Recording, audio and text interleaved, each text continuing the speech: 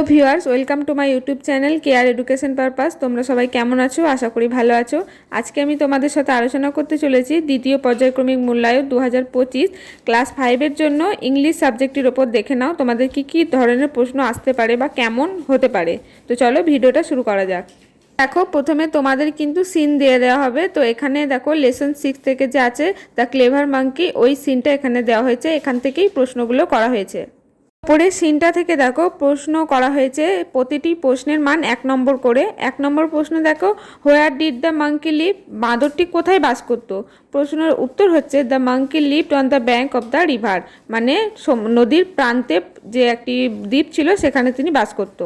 নম্বর প্রশ্ন দেখো, where was there no danger for the monkey on the river island? মানে নদীর দ্বীপে যে বাঁদরটি থাকতো তার কোনো বিপদ ছিল না কেন? এর উত্তর হচ্ছে because other than the monkey there was no animal, কারণ সেখানে বাঁদর ছাড়া আর কোনো পশু ছিল না। এর প্রশ্ন দেখো, what was so attractive to the monkey? মানে বাঁদরের কাছে সবথেকে আকর্ষণীয় কি জিনিস ছিল? উত্তরটা হচ্ছে দেখো the monkey got attracted by the delicious food, মানে সে সুস্বাদু ফলগুলোর জন্য সে আকর্ষিত হয়ে পড়েছিল। তারপরে দেখো ওই সিনটা থেকে right T for true and F for false, মানে সত্যের জন্য টি লেখো এবং মিথ্যের জন্য ফলস লেখো। এখানে দেখো 4টি আছে, তো প্রতিটি মান এক প্রশ্নের জন্য 1 নম্বর করে। 1 নম্বর দেখো দ্য ফুড ওয়ার টেস্টি, মানে ফলগুলো ছিল সুস্বাদু। সত্য না মিথ্যা? সত্য, তার জন্য টি। 2 নম্বর দেখো the rocks on the river was small, মানে পাথরটা ছিল খুবই ছোট, কিন্তু এটা কি সত্যি? না, তার জন্য এটা হচ্ছে ফলস। 3 নম্বর দেখো the monkey enjoyed the fruits, মানে বাঁদরটি মজা করে ফলগুলো উপভোগ করেছিল। এটা সত্য না মিথ্যা? এটা কিন্তু সত্য, তার জন্য হয়েছে টি।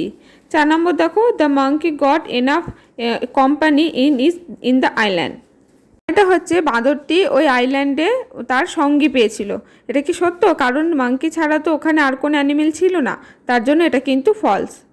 সেকশন বি দেখো গ্রামার অ্যান্ড ভোকাবুলারি। গ্রামার থেকে কি প্রশ্ন আসতে পারে দেখো। প্রথমে হচ্ছে তোমাদের আর্টিকেল, এখানে আর্টিকেল অ্যান্ড প্রিপোজিশন বসাতে হবে।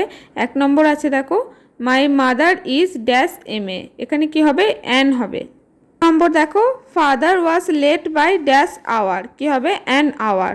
পরে দেখো the Hooghly rivers flows dash the Rabindra Setu, কি হবে? এখানে দেখো অ্যান্সার হবে আন্ডার। তারপর 4 নম্বর কি হবে দেখো it is hot dash summer, কি হবে? In summer. পরে দেখো 3 নম্বরে তোমাদের কি করতে হবে? Circle the subject and underline the predicate, মানে সাবজেক্ট আর প্রেডিকেটকে তোমাদের আলাদা করতে হবে প্রতিটি প্রশ্নের জন্য 1 নম্বর করে।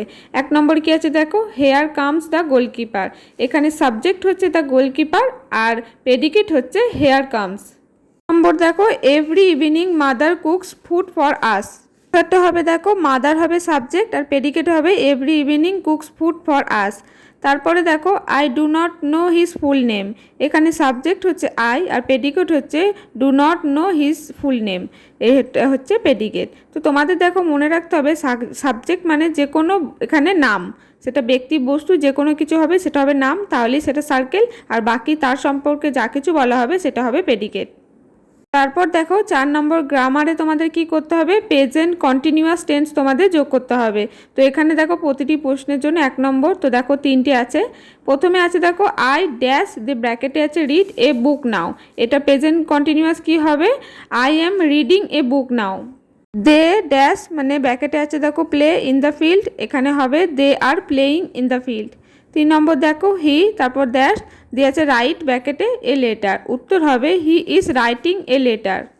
তারপরে দেখো সেকশন সিতে আছে রাইটিং স্কিল, তো এখানে তোমাদের যে কোনো স্টোরি তোমাদের এখানে হিন্ট দিয়ে দেওয়া হবে, তো তোমরা সেই হিন্টের ওপর বেস করে তোমাদের কোনো একটা স্টোরি মোরাল সহ কিন্তু তৈরি করে লিখতে হবে। তো এখানে দেখো একটা the Fox and the god, এই একটা টপিকের ওপর তোমাদের স্টোরি লেখার জন্য হিন্ট দেওয়া হয়েছে।